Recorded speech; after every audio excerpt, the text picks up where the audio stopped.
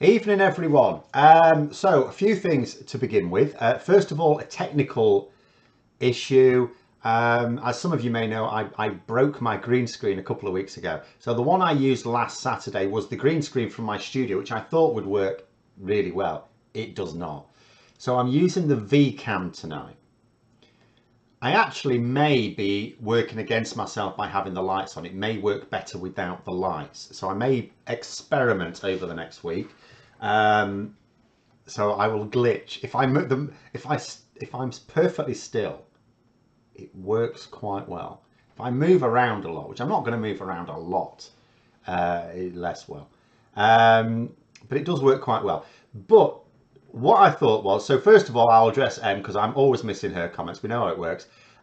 She's asked to discuss a particular topic. What we'll say, Em, is we know how it works anyway. I always miss your comments. I actually haven't this time. But if you remind me later, because what I thought was, and I've seen a few comments here as well, is to discuss Nadeem Zahawi. Because do you know what? It's quite an interesting thought experiment.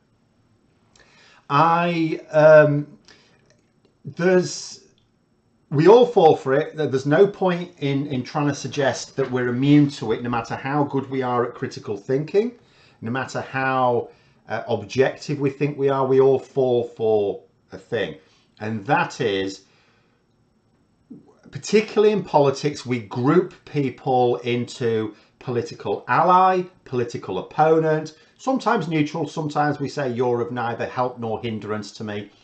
And when something very damaging comes out about a political ally, it's quite natural to want to be very critical about the accusation. Oh, are you really sure about that? Where's your proof for it? Can you show me where you've got that from? When someone says something very critical about a political opponent, you straight away accept, oh, well, that's because they're a load of shit, aren't they? And, you know, oh, yeah, they're rotten to the core. Of course they are. So Nadeem Zahawi, interesting. He claims that the tax issue, the fact that he fails to pay millions of pounds in taxes, is an oversight, an error.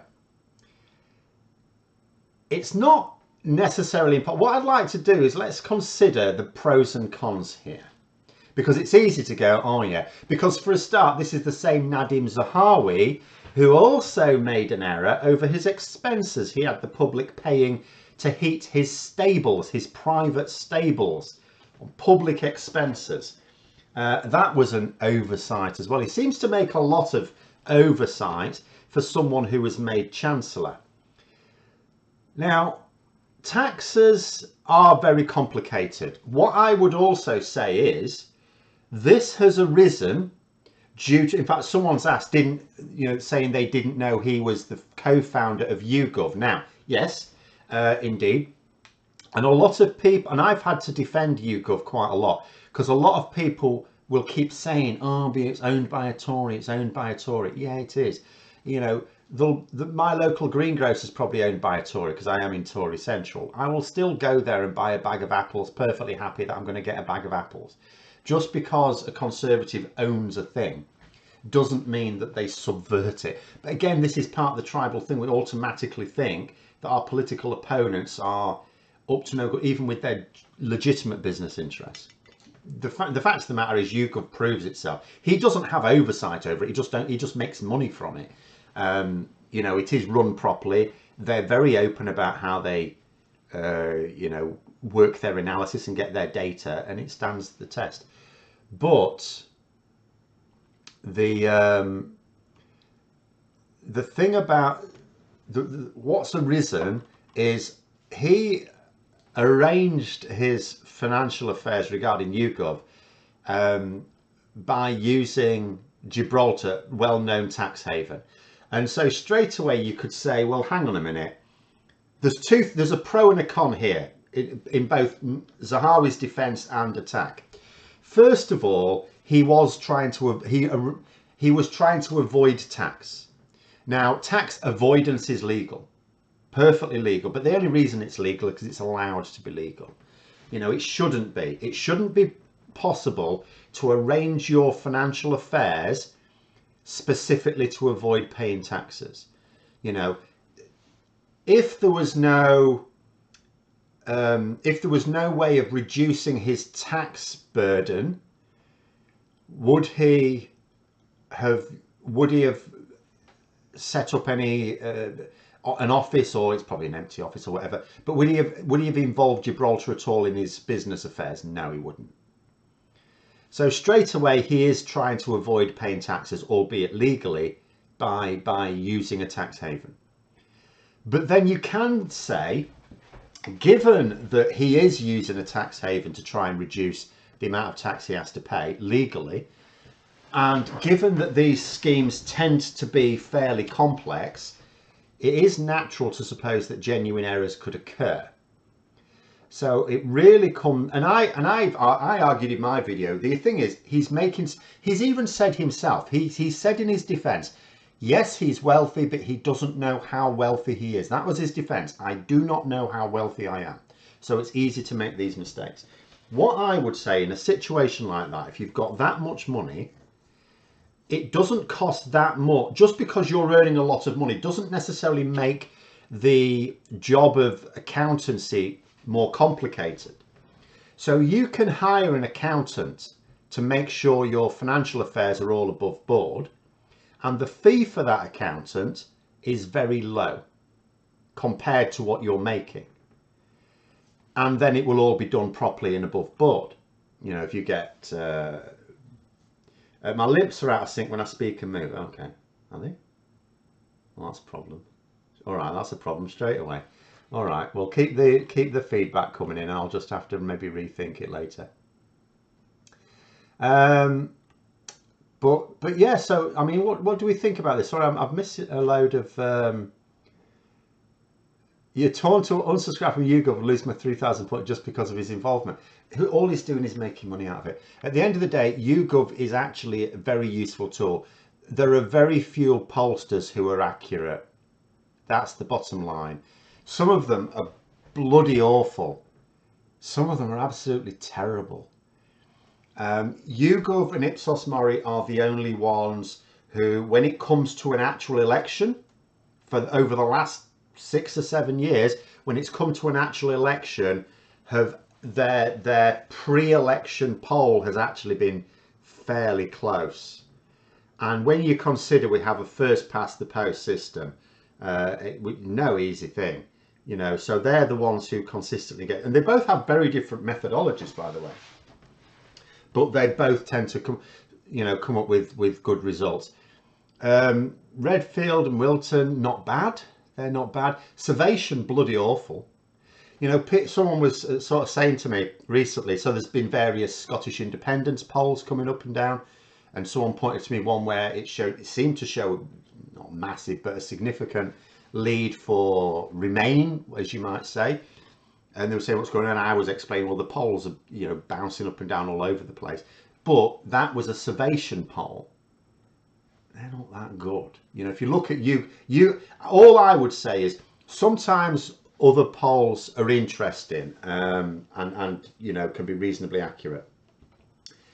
But if you really want to make sure you're looking at something accurate, Ipsos Mori and YouGov are your best bets. And yes, both of those polling companies, by the way, when they're doing their commissioned work, you need to be a little bit cynical, because polling companies, then not all polls are about trying to find out what people really think.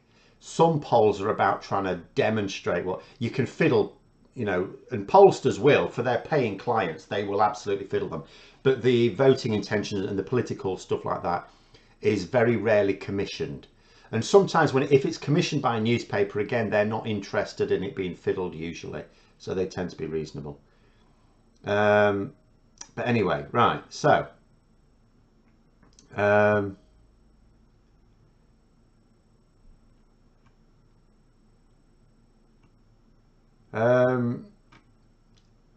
but yeah, I just think it's an interesting one to sort of think, you know, can we sort of accept, see, I can sort of in a way accept that Zahawi may have made a genuine mistake It's just that what makes me suspicious, the three things that make me suspicious. First, he was actively trying to avoid tax, albeit legally. It doesn't matter. He still arranged his financial affairs to try and avoid tax. And given that he's using a tax avoidance scheme, which by its nature is complex, the fact that someone earning or making as much money, earning, is a subjective term, making as much money as he did, without an accountant, if he's saying he did all this without an accountant, then that to me is reckless. It's almost like someone speeding in a car and killing someone as a result of the dangerous driving and trying to say, but I didn't mean to. But it was still reckless. Now, obviously, Zahawi hasn't killed anyone, but it's still that same sort of behaviour. Even if you accept that he's made an error, even if we say, okay, he didn't mean to evade a tax, just avoid it, then it was still reckless what he did. He used a complex scheme to avoid paying taxes legally without an accountant. And if he did have an accountant, what he's saying is he didn't give the accountant all that information, or he didn't employ a suitably knowledgeable accountant. Plus the fact, I'm a bit suspicious because I've seen in an article today that Zahawi's claiming that the issues about his tax affairs, his scrutiny over his tax affairs, came up when he was made Chancellor. No, they didn't. They've been going on for a while. These have been going on for a while. And also, I'll say this, Zahawi threatened people who were trying to discuss his affairs, including The Independent. The Independent have said Zahawi threatened them. Now, that is not the action of someone who has made a genuine mistake. It's not proof that he was actually trying to evade tax, but it is not the response of someone who's got nothing to hide. But anyway, what do I think about Best for Britain polling? I don't think they do polling, do they? I've never... Best for Britain, usually, when I've seen them on Twitter, tend to promote polls from actual polling companies. I think they do sometimes engage polling companies, and it will depend on which polling company it is. John's saying there, cannot for 1 minute justify what Zahawi did. Total bullshit. Many of us here have filled out tax returns. Evasion is illegal, avoidance immoral. Well, quite. From a moral point of view, I'm not trying to do. What I'm just trying to say is, was he reckless, in which case he hasn't broken the law? Or did he deliberately not declare income, in which case he has? So what I'm trying to say is that there are... bear in mind, the reason tax avoidance schemes exist is because politicians allow them to exist. One of the reasons, remember, for some Brexiteers wanting to pull us out of the EU is because the EU were bringing in anti-tax avoidance directives, which are now in place. They're now in force. And they came into force just before we left. But that was the reason. For some of them, not all of them. Yeah, so the only reason it is possible, easy in fact, for some people with a lot of money to avoid taxes like this is because politicians allow them to. And why do politicians allow them to? Not necessarily because they themselves are very wealthy, although some are, but because they are, I suppose it's a couple of reasons. First of all, it is very complicated and difficult to clamp down on tax avoidance, but also there's plenty of politicians in the pockets of people who will pay them to avoid paying more taxes themselves. I don't care if he can afford accountants. He can absolutely afford accountants. Someone who's so wealthy he doesn't know how wealthy he is can afford. Accountants aren't actually that expensive, really. Granted, you're going to need, I mean, you probably need a chartered accountant. If you're going to actually engage, if you're going to pump millions of pounds into a tax avoidance scheme, you'll want a chartered accountant. You don't just want someone who's done like a SEMA course or something, but there you go. People like Zahawi do not make errors. I think he's made errors. He uses accountants and lawyers to keep as much of his money as he can. He's a nasty snake, much like most of his colleagues. Very likely, he's certainly a nasty snake, given that the vicious way he tried to shut debate about his tax affairs down this summer. Will HMRC be nice with me if you make an error? I'm not a billionaire or millionaire, I don't think so. They sort of are in a way. I mean, if they find the error now, no, not at all, not at all. Yeah, no.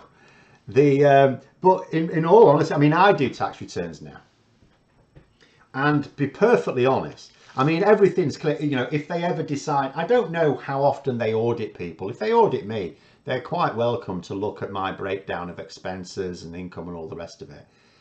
You know, I keep records, but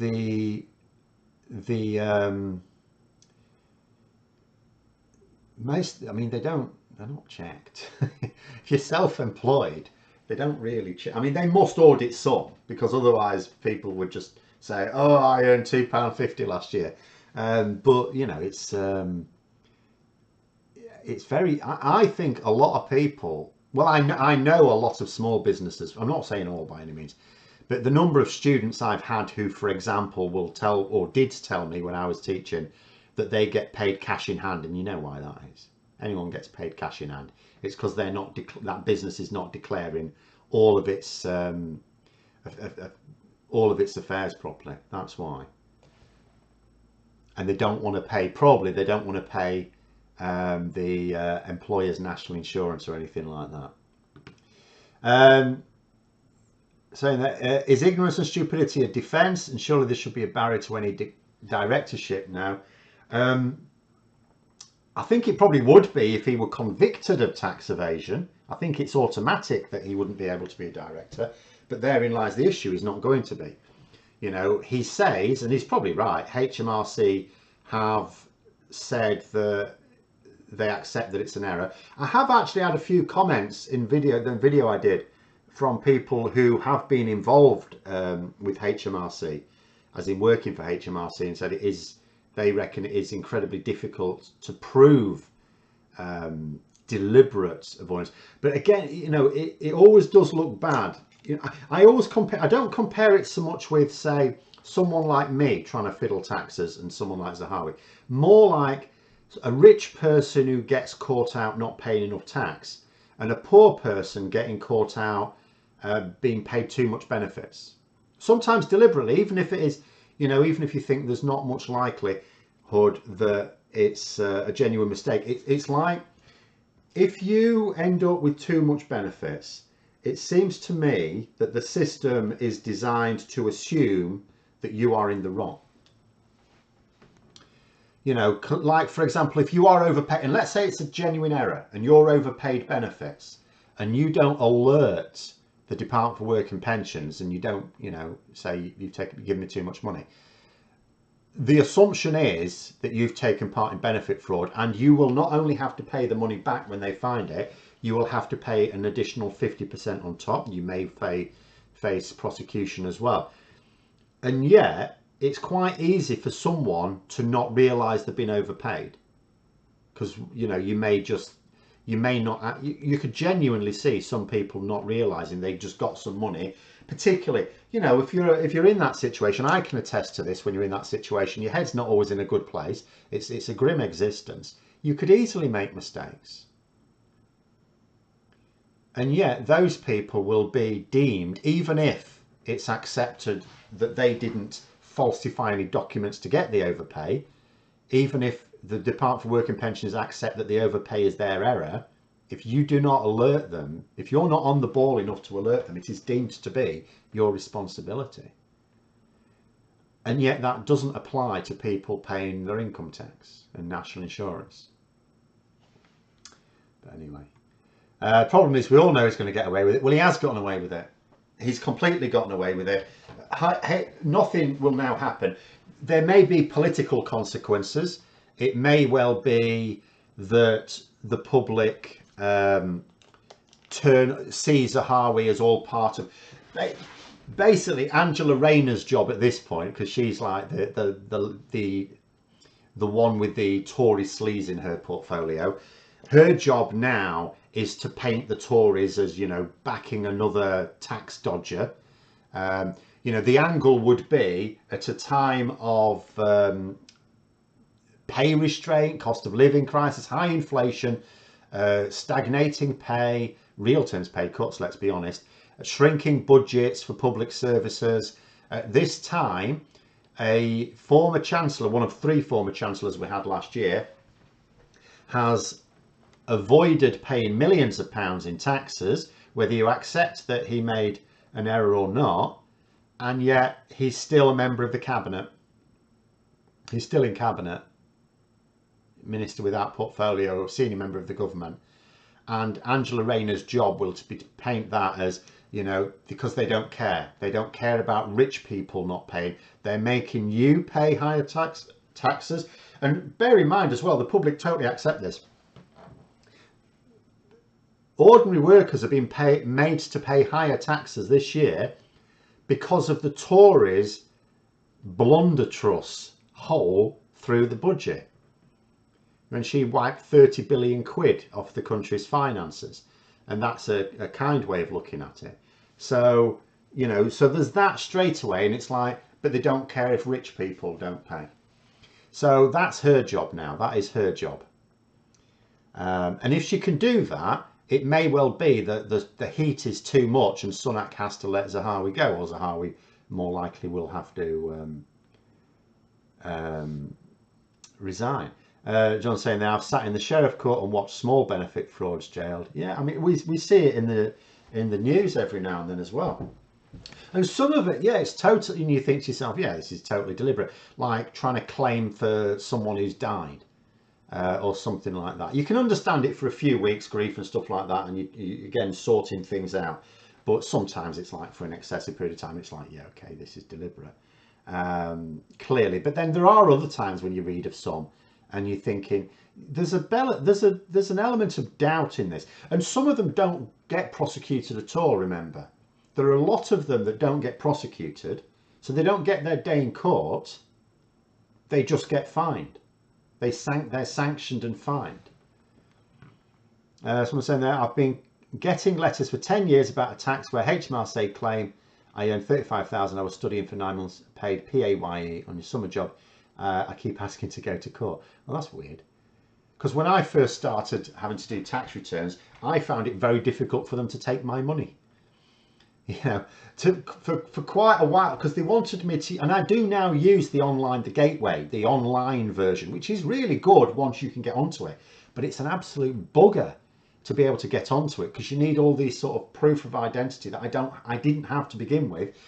And in the end, the only reason I was able to start using it just over a year ago was because finally I had the proof that unlocked it, which was previous tax returns. So I had to have a few years of paper-based tax returns before I could actually get onto the online system that they were bugging me for. But you know, when I was doing that to begin with, it was like I had to push them to take my money. They were like, "Oh, you earning enough? We're not bothered if you're not earning enough, right?" Well, because that was what happened the first time. Because the first time it was like, you know, years ago when I was just doing a YouTube channel, I was earning like a few £100s a month. Still not bad. Yeah, I was trying to contact, you know, I need to fill a tax return in, and they go, well, yeah, you know, how much are you earning? I said, is it worth it? And I'm thinking, do you want my money? I'm earning more money. I'll be paying tax on it. But anyway. Should there be a maximum wage or tax of 100% beyond a certain threshold? I'm philosophically opposed to 100% taxes above any threshold, but there is justification for above 50% tax rates above a certain value. You know, because above a certain income, there is a justification for 65% income tax, I feel. I'm quite happy for it to be, say, over £1 million. But, you know, the tax bands as we have now, I mean, look at the tax bands we have now. It's, I'm going to have to find it now. I can't remember exactly where they finish. Oops. No one will listen to Taxman. So, let's just stick something in here.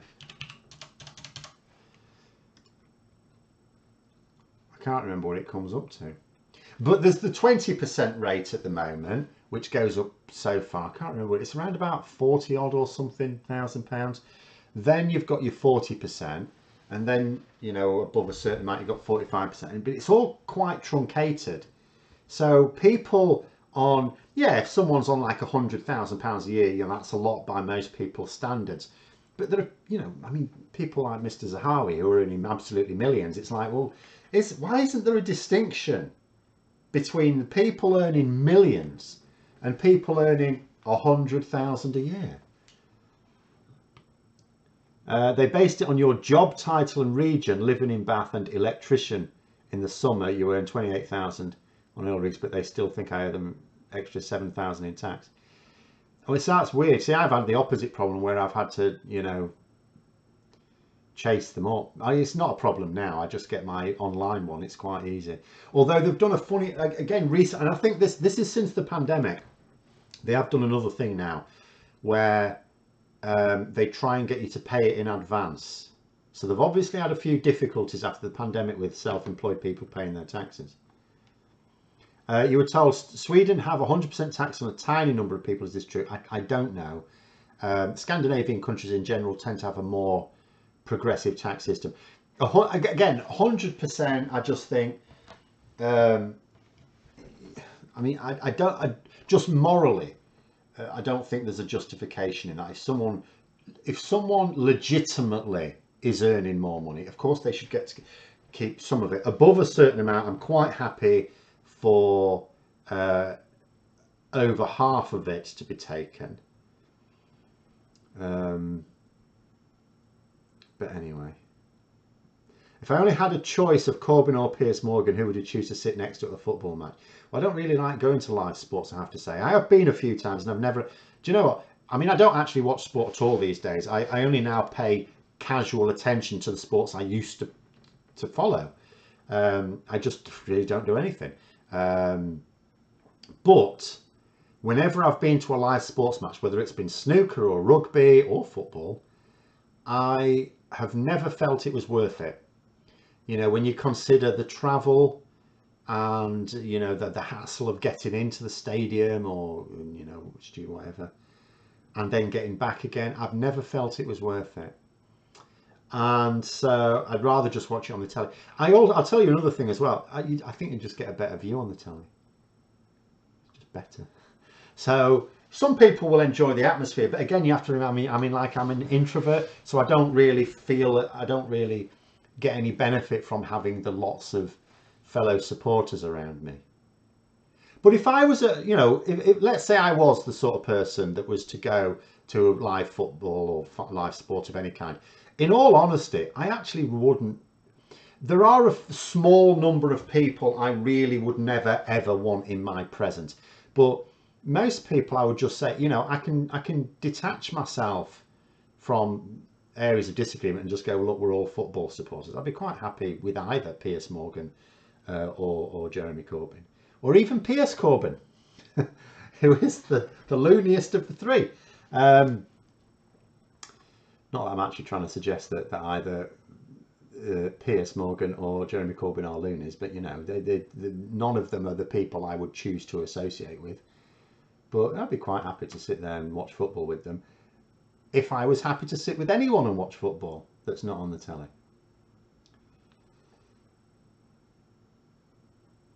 Obviously a Leeds fan, I don't know who you're referring to. I'm certainly not a Leeds fan.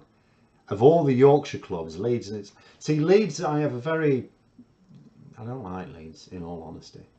I don't like the place. I mean, the football club now I probably haven't got anything against, but in the past they've been a nasty football club as well. But anyway, right, M's coming up. Right, how's this set? What, we're trying to bring Yorkshire in. I just thought I'd remind you, I'd like to discuss what advice I give to Rishi Sunak. Okay, let's go with this one then. So, people have formed their views on Zahawi. As I said, I will just summarise by saying, so my view on it is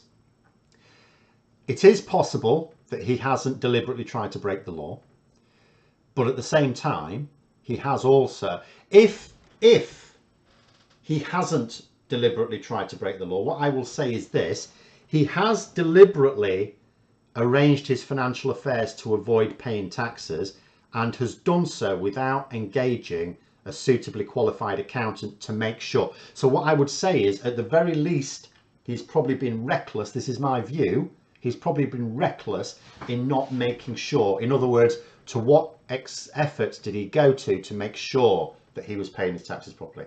I suspect that he didn't go to very much effort at all. That's what I would say. But Brian Clough didn't like Leeds either. No, he didn't get on very well there, did he? But that's because he went without Peter Taylor. See, that's the thing. You see, Brian Clough, he was half a manager. You know, Clough and Taylor together were the dream team. Each one on their own, not so good, not so good. Wouldn't have achieved anything on their own. Anyway, so I'm saying, what advice would I give to Rishi Sunak? In all honesty, like, if I'm going to be serious here, because people will go, oh, so the advice you would give to Rishi Sunak is to call a general election immediately if he wants to see economic improvements, because that would happen. That would be, yes, that would be the thing. But in all honesty, I would say this: the Conservatives, if they wanted to win the next election, like, the way I look at it is, look at Labour right now. They are focused on winning the next election. They're clearly focused on that. They're adopting positions that are not entirely in tune with their own political philosophy, particularly on Brexit, for example.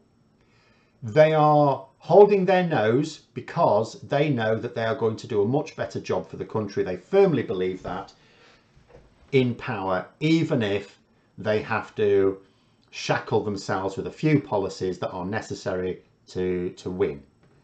The Conservatives are not doing that. The Conservatives could, if the Conservatives wanted to win the next election, they could make a real fight of it, in all honesty. But it would involve, the problem is they've now had 12.5 years of the chickens are coming home to roost. There's no denying it. And they're not even trying to deny it. They're all saying, yes, public services are in a mess. This is in a mess. This is in a mess. They're not even, they've got no record to stand on. That's the problem. Come the election, they need a record to stand on. Come the next election, they've been in power for 14 years. People are not going to be impressed with more excuses. So they need a record to stand on. They can actually do that. If they wanted to, they can do that.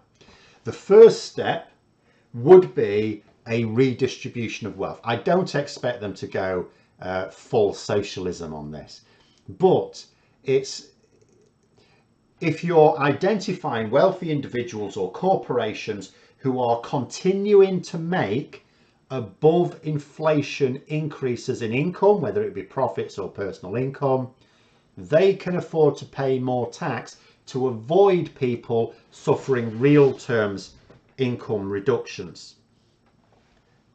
If they did that, and it's like, yeah, that goes against their philosophy, doesn't it? That goes against their philosophy, you know, taxing corporations and wealthy people. And I don't mean fleecing them completely, just a bit more.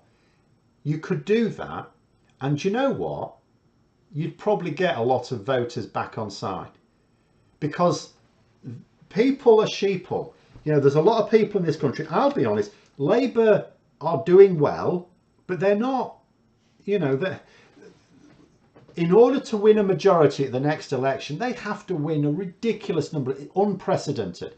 If Labour have a majority after the next election, it will have been an unprecedented swing towards them. Historic, literally historic, never happened. You know, we have got a parliamentary democracy that's centuries old. If the next election has that swing and it gives Labour a majority, that swing will never ever have happened before. It's incredibly difficult, and I do not think that, I think the Labour leadership are very focused, and I think the Labour leadership are very disciplined, but I don't think that they're the best politicians. I don't think there are some golden age of politicians. You know, we know, for example, that Starmer isn't a great orator, and that's a huge deal. But you know, there's things missing from a number of the front bench, really. You know, there are things missing from their arsenal. So the Conservatives could win, but it means actually improving people's lives, not just telling them they're like, the latest thing. What is it? Let's get rid of this and let's put the other one up. The latest one, look, this rubbish. They're just sticking levelling up stickers on something so they can claim they've delivered levelling up. What they've rebranded levelling up. Levelling up is now normal government expenditure. So the normal things that were already in existing budgets is now called levelling up. So they can pretend they've delivered it. They're still trying to pretend they've delivered it, but they haven't, you know. But if they did, because they could, just tax corporations more. I mean, fleece the hell out of the windfall profits. 80% tax on them. Why not? Why not? But then remove the tax breaks from fossil fuel companies. You know, the Russian assets that we've seized, sell them off. Someone said sell them off, give the money to Ukraine. No, sell them off, pump it into infrastructure projects. There's a lot of money in that. You know, just deal with this properly. There's things they could do in a year and a half that there's a load of people in this country would still vote Conservative at the next election because they're sort of comfortable doing that, and Labour are not really firing them up. They could do, all they want is the Conservatives to just, you know, improve their lives, and they could do that. But they don't want to win the election enough. They just don't. You know, they're actually behaving a little bit like Labour usually behaved. Rather lose the election than defile my principles like that. And it's like, okay, lose the election then, because that's what happens if you don't compromise.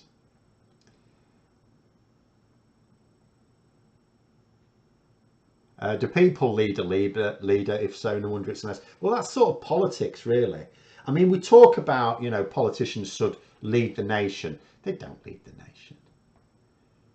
You know, occasionally, I will say occasionally, you do get a politician of such stature that they are able to genuinely lead the nation. But you're talking about people of the stature of the likes of Nelson Mandela. They come around like, you might find one or two a generation in the whole world.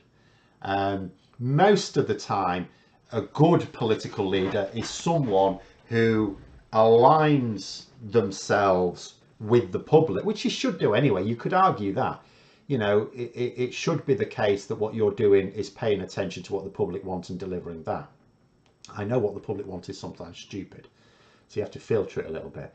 But, you know, the idea in this country that a political leader can change if the public are wrong about something, that political leader can change their mind.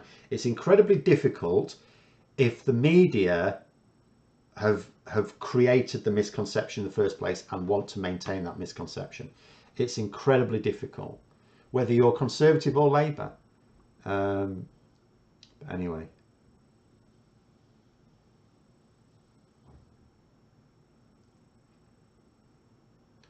I'm saying I think there'll be a historic swing, but mostly caused by the collapse of the Tory vote, not because Labour have amazing plan. Yeah, you know, I mean, I think Labour do have some fairly major plans. They're going to need to be major.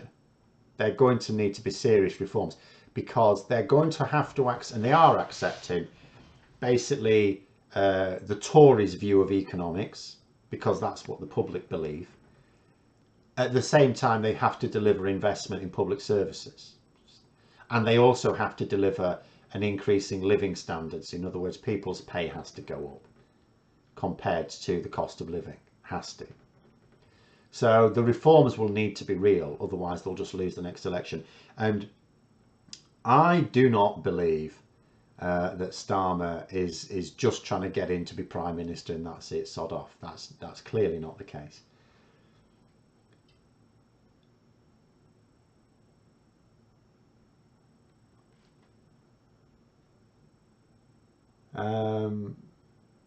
But yeah, I mean, this is what I mean about, you know, if in all honesty, if I were to be an advisor for the Conservatives, let's say I was politically neutral enough to do that, I would say you can win the election. You can absolutely win the election, but you have to deliver something tangible. Lying to people is not going to cut it for the next election, because people, you've crushed them too much. You've crushed them too much. You have to ease the pressure.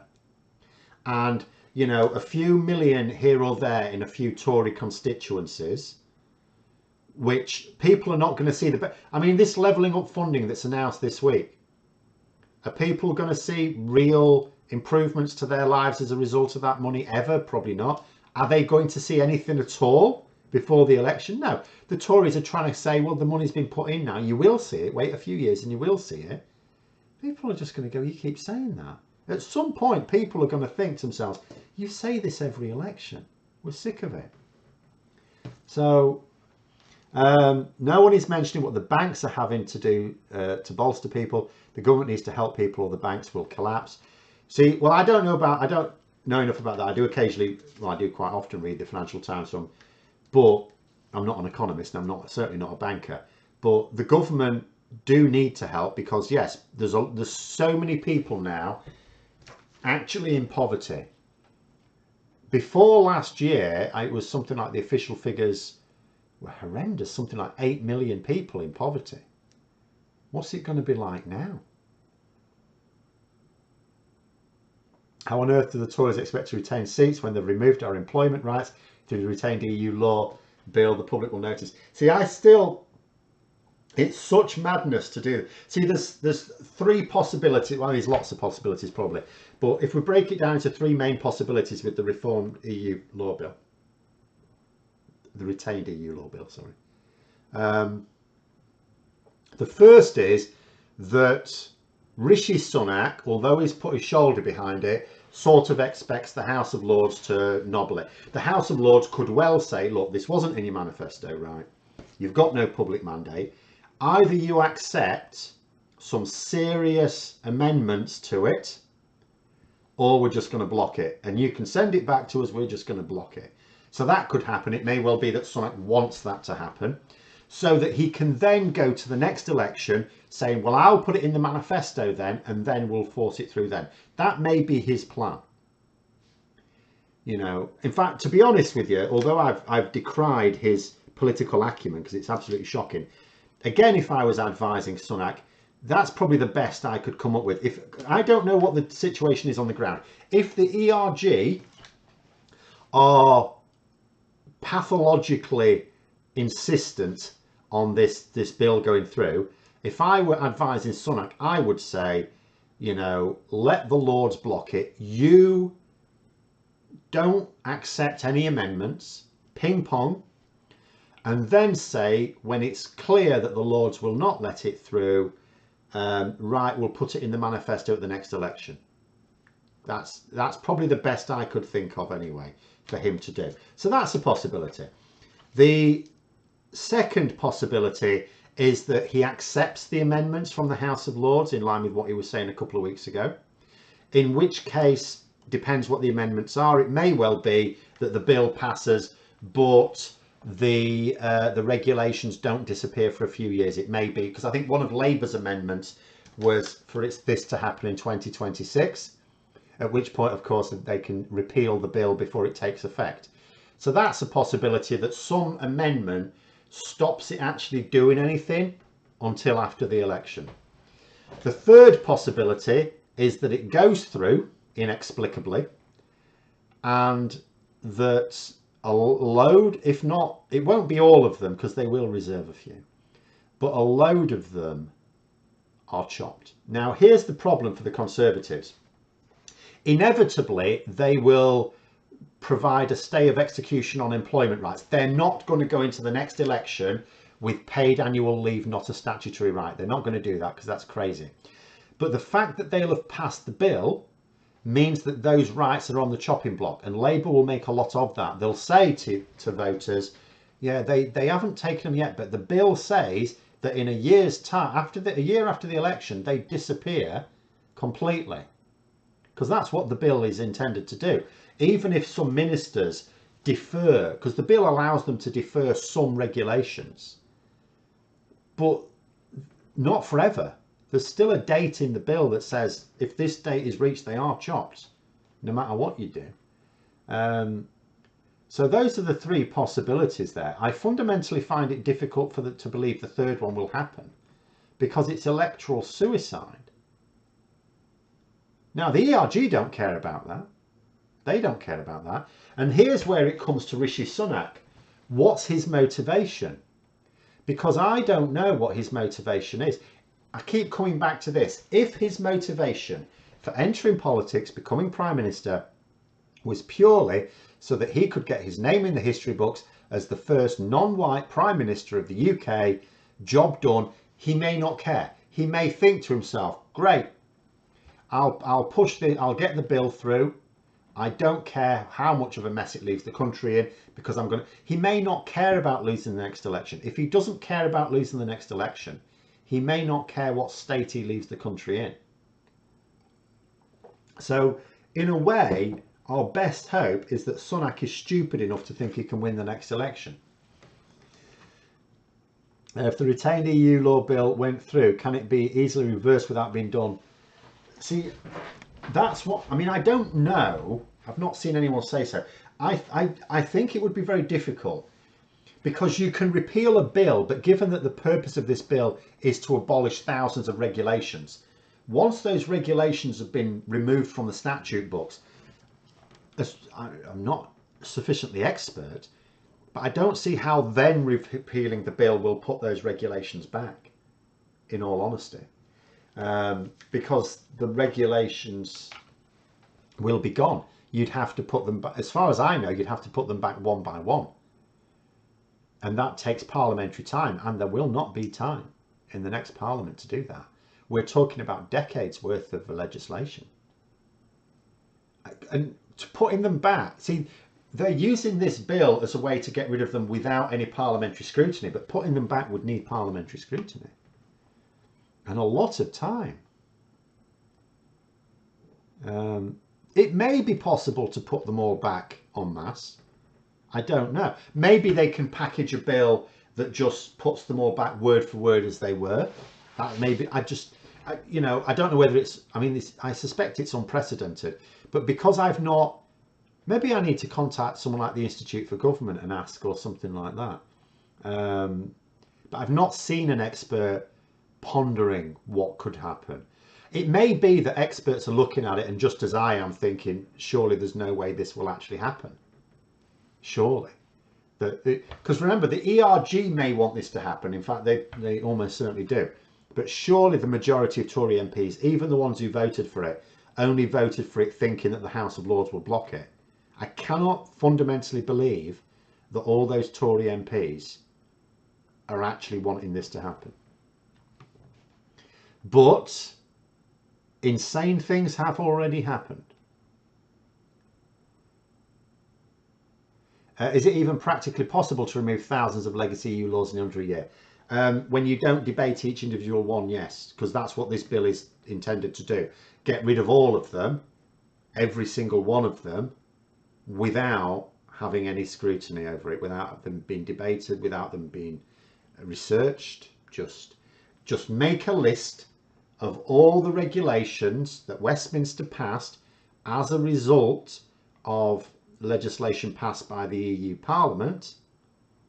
Just make a list of them and chop all of them in one fell swoop. That's what the purpose of this bill is. That's what it does.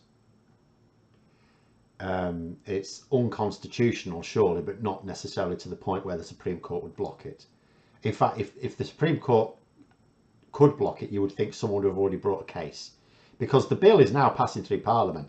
If anyone thought there was a legal route to stop it, you would have thought it would already be underway, but it's not. So obviously everyone believes that Parliament has the power to do this, and Parliament is sovereign. I don't believe something as absurd as this could happen. Personally, I wouldn't put anything past the Tories. They're despicable. This goes beyond despicable. This is just self-harm. But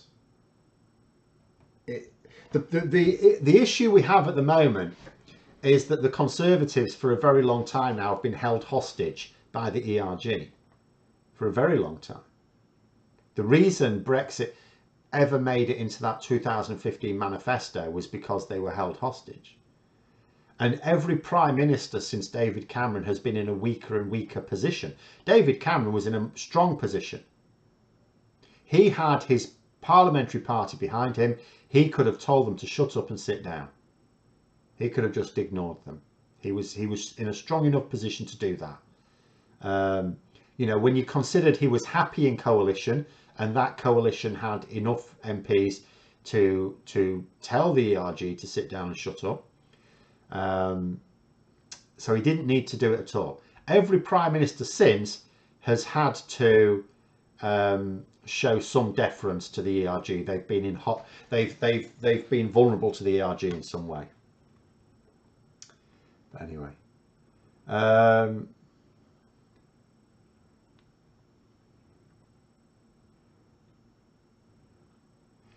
so I've got to go into Sunak's fine here.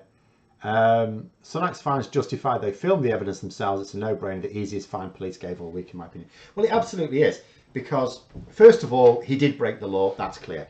Is it automatically the case you will always get a fine for something like that? If you could say no, if someone comes up with a reason why they thought there was some justification for it, even if it was not legally justified, you might go, okay, well, you know, don't do it in future. But here, there was no justification for it. Secondly, as my main point was, he'd filmed it intending to be watched by millions. He's filmed a video that he wants millions of people to watch. So he's promoting the idea of doing this. So it was a no-brainer as the fine goes. It's just, I was a bit cynical, wondering if it would actually be forthcoming. But to be honest, you know, politically speaking, given that it was actually better for, I don't think Sunak would have even tried to contest it, because it's better for Sunak to accept the fine than it is to get out of it. Could they legislate to allow a single bill to reinstate everything in one go? Well, that is what I don't know. You know, if you can have one bill to get rid of them all, can you have one bill to put them all back? I don't know.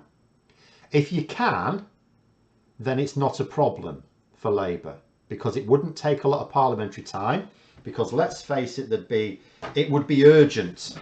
If Labour find themselves back in power in this situation, it would be economic chaos. They need to build the economy really quickly. Sorry, there was a comment. I noticed a comment about Starmer and Davos earlier. You may have to repeat it if you're still here. Sorry, I did miss it. It just caught my eye, but I was on with something else. But Starmer's been saying to the international audience at Davos that Britain will be open for business under a Labour government. Well, you need to sort out your regulatory framework for that. So yes, if there's a way of just bringing them all back with one bill, that bill will be passed in record time. And bear in mind, the Ben Act was passed pretty quickly, like a weekend. But yeah. Is there a clause in the bill which prevents any replacement regulations which would incur costs in businesses? No. Nothing. The purpose of the bill is to massively deregulate, to basically break the economy. That's the purpose of it. It's a bill pushed by disaster capitalists. That's the simplest way I can put it. It's a bill that has been pushed by people who make money when the British economy fails. And if it's going to fail badly, potentially quite a lot of money. He genuinely thought he looked like a teenager doing a TikTok video with a Snapchat filter. The wide-angle lens didn't help his caricature looks. Well, I saw someone writing a piece in The Guardian today about, you know, presumably Jeremy Hunt and Rishi Sunak are surrounded by people who are used to, you know, doing things for TikTok. They're very au fait with that themselves, and probably dismayed at the fact that Sunak and Hunt are so stilted, so wooden on these things. They're not very good at dealing with them. Now, I actually wouldn't judge them harshly for that if they were at least trying to do their jobs. I don't need someone who comes across well on camera, but they're not. So, you know, they're politicians who are trying to create a facade. They're trying to create smoke screens to hide what's really going on, in which case you need people who can come across and can at least say something to camera without coming across as a complete tit or getting a police fine. Need you to find out if this reversal will be possible with one bill. I will have a think about who I might be able to approach about. I might first of all ask the Institute for Government if they've had any thoughts on it. You are going to need, I may try and approach a couple of people. You are going to need a serious constitutional expert on something like that. Does Labour have any plans to rebuild the British industrial base? Yes and maybe. They do have some plans, and not all of their plans have been revealed in detail. They have talked about, they're certainly not dismissing manufacture. They have talked about, their main line seems to be to try and get in early on new green tech. You know, so yes, they do see that. But I mean, they've talked a lot about, for example, with steel wanting to go down the arc furnace route, which, as far as I know, I'm not an expert, even though I'm a physicist, so I know more than some. That's not always suitable for all forms of steel. I think you still need blast furnaces for some things, but they do have an industrial strategy, yes. How detailed it is another matter. Whatever you say about Sunak, he has a lovely party and got to go. Good night, John. He's very well turned out. Yeah, absolutely. Daniel Constant asks, should we be worried that Starmer goes to Davos and talks to Lloyds and JP Morgan? Collabing with corporate billionaires will only lead to more poverty for the masses. No. Talking to them is not the same thing as being in their pocket. You know, what I would say is this. I think it is right for people to be critical, and I think it is right for people to make sure that they are not just blindly trusting any politician. But I would say, if you look at the last Labour government, now Tony Blair, I keep saying he was as far to the right, he wasn't to the right, but he was as far to the right as it's possible for a Labour leader to be, certainly much further to the right than Keir Starmer. And he cozied up to people and corporations that I would rather he didn't.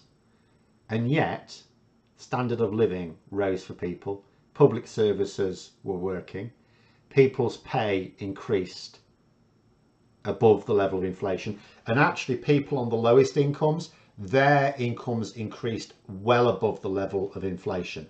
You know, if you were to look, for example, at the minimum wage when they introduced it, and then you look at how it ramped up over time.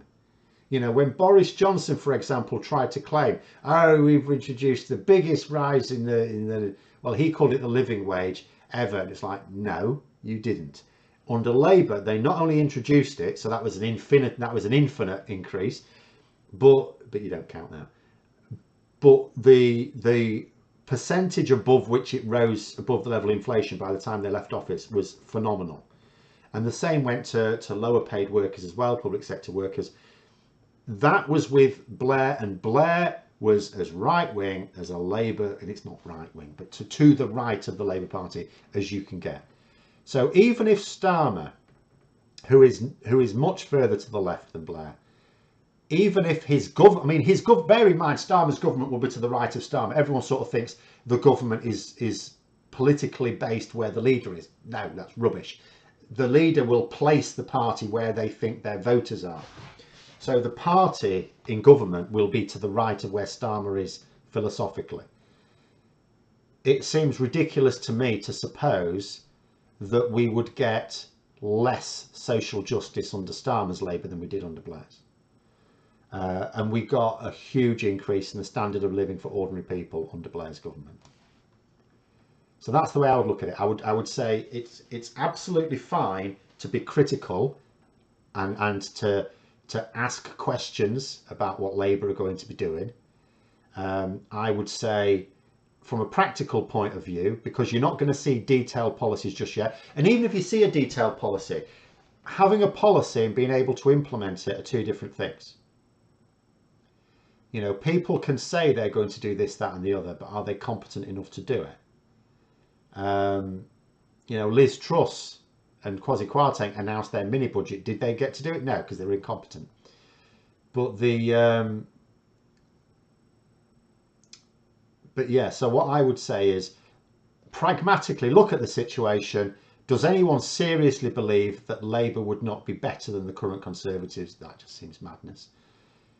But then be critical when they're in government. But I think, you know, I just cannot, I just don't find it credible. People will say it all the time, but it's like, well, what are you basing this on?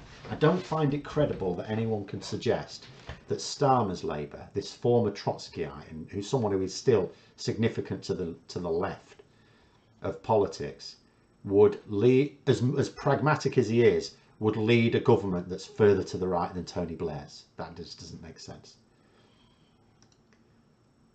Right, I have to go for the last few because it's come to 8 o'clock now. UK politics keeps moving right over time, though. It has done over the last 10 years, but that doesn't necessarily mean that's where the public are. It just means that the Conservatives have refined their lies, and that Labour have not provided a sufficient pull to the left.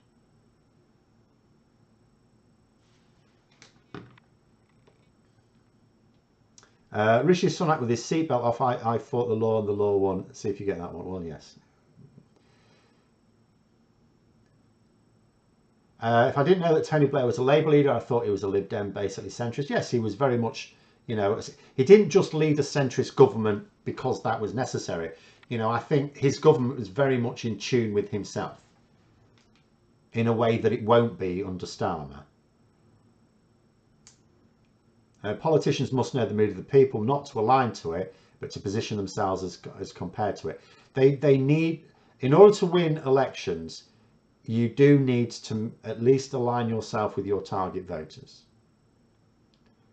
I mean, I'll just make this last point actually. Sorry, the other people. You know, again, there was another article in The Guardian of a right-wing think tank saying, oh, if Labour were to position themselves a little bit more socially to the right, a bit more, you know, attract the authoritarians, then they could win like 1.2 million extra votes or something. And the thing is, it's like, see, it is true, there are people who are on the left economically, but they're socially more authoritarian. It's not really to the right, it's more of an up and down thing, but you know, it doesn't matter about technical things.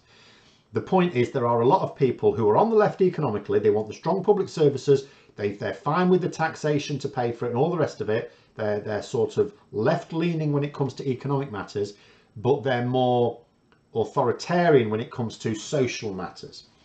And so this right-wing think tank is saying you could tap into that thing. Basically, these are the people that the Reform UK are trying to tap into. Richard Tyson, Nigel Farage crew. Although Nigel Farage hasn't formally joined them again. And it is true, the problem there is, at the moment, I think there's an awful lot of people who will vote Labour at the next election to get the Tories out, and they won't agree with a lot of Labour's policies. Some big market, like Brexit, for example, is putting a lot off, but they will also recognise that it's a better Brexit position than the Tories have. But you can push people too far. So, you know, they're saying this as by saying that you could attract an extra 1.2 million more votes. What they're assuming is that all the votes they've currently got, probably sewn up, would remain their votes, but they may not. That's the issue. But anyway, the point, I mean, what I would say is, right, if you look at the polls right now, there is absolutely no evidence that Labour should do anything different at all, because they're getting it right. I mean, there are still things for them to do, don't get me wrong. They haven't done the job. But in terms of their general direction of travel, you know, it's because it's a big lead, it's a soft lead, It could easily be reversed if they were to try and change their position on anything. The whole thing could collapse again. And the last thing they need is to give the Tories momentum. They need to keep the pressure on. Not least of which, because if Labour keep the polling pressure on the Tories, it's giving more oxygen to Johnson's allies and Sunak's opponents within the Tory party. A bit of Tory infighting will do Labour the world of good. Social authoritarianism, Labour, no. Well, exactly. I mean, you know, I don't say there comes a point, I'll never say there comes a point where there are certain red lines and it's better to lose the election than to cross them. No, that's not the case. It's just that Labour don't need to do that. There's no need for it. You know, they're already doing the job. And consider that the Conservatives are going to get weaker this year. They are in a weak position and they are going to carry on getting weaker this year because they are going to tear themselves apart after the May elections. You know, there's still doubt as to whether they can even hold on until 2024 for the next election. And if they can, you know, when will that be? Will it be the summer? That's probably the most likely. It's a struggle to believe they can carry on, limp on beyond then.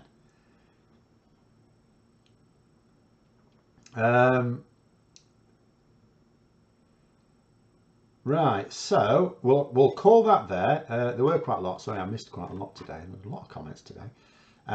We'll call it there. We'll be back on again, of course, next week. And we'll see how many gaffes Rishi Sunak manages to pull next week. Or we'll see if he's got any advisors at all who sit him down and say, look, Prime Minister, we need to be a bit more careful about the way you present yourself. We shall see. Asking once again, is there a Patreon live stream tomorrow? Oh, yeah, there should be. Haven't I put it up? Do you know what? I've been in a right state this week.